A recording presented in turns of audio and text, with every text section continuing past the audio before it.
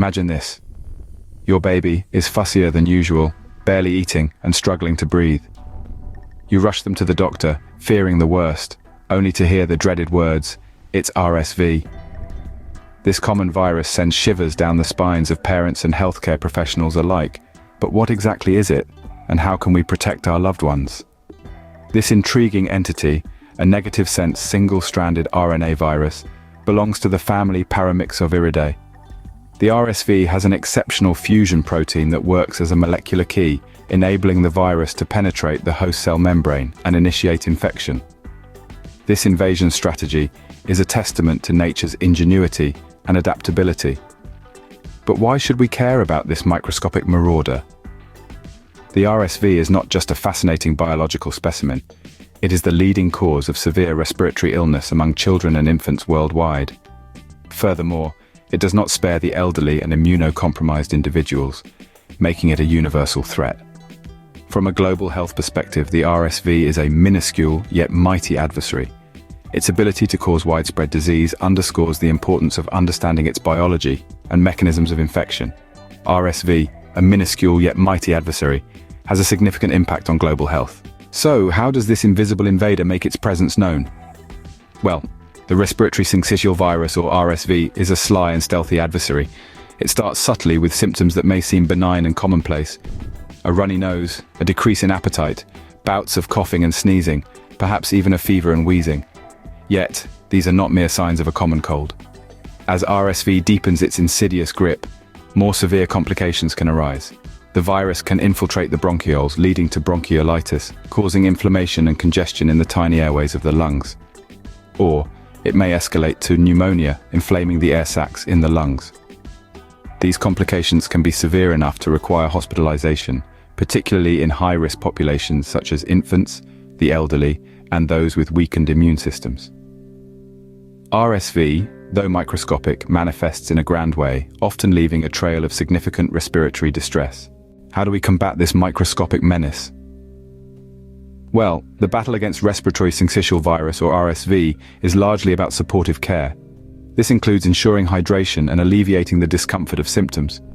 We are not completely unarmed in severe cases, however, with the antiviral drug ribavirin standing as our line of defense. In addition to treatment, prevention is a crucial part of our strategy. Simple yet effective practices such as good hand hygiene and avoiding contact with those who are ill can make a significant difference. For those who are at a higher risk, such as infants with certain health conditions, there's palivizumab. A monoclonal antibody, palivizumab is used to prevent RSV infection, acting as a shield against this invisible enemy. In this microscopic battlefield, our understanding of RSV equips us with the tools to fight back. Armed with knowledge and precautionary measures, we continue to wage war on this unseen adversary. In the grand scheme of the microscopic world, where does RSV stand? In the vast tableau of virology, respiratory syncytial virus has etched its mark with significant global health impacts. This stealthy pathogen, manifesting as respiratory complications in its victims, poses a formidable challenge. Our armory, equipped with antiviral drugs and preventive measures, offers a glimmer of hope. Yet RSV's dynamic nature necessitates continuous research. Thus, RSV, a microscopic powerhouse, continues to challenge our scientific prowess, reminding us of the wonders and mysteries of the virusphere. Thanks for joining us on that dive into the world of viruses. Do like this video and subscribe to SciSips for more science videos. Before we go, here are a few little-known facts and anecdotes about RSV. Believe it or not, chimpanzees can also catch RSV. They even exhibit similar symptoms. Adults infected with RSV often show no symptoms, unknowingly spreading the virus to vulnerable populations. RSV doesn't disappear in summer, it simply circulates less, waiting for cooler temperatures to make a comeback.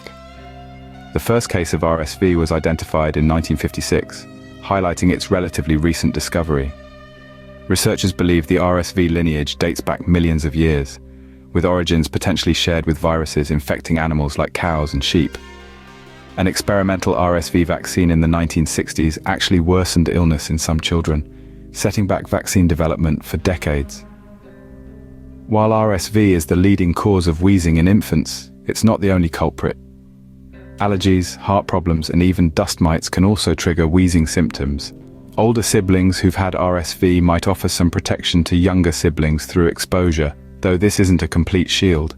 Some studies suggest early RSV infections might increase the risk of developing asthma later in life, yet the exact connection remains under investigation.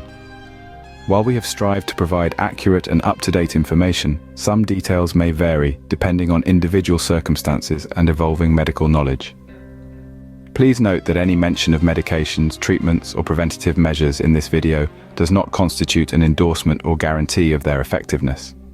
Always follow your healthcare provider's specific instructions and seek professional advice before undertaking any treatment options. So there you have it, folks. Till next time, this is Cy Sips, signing off.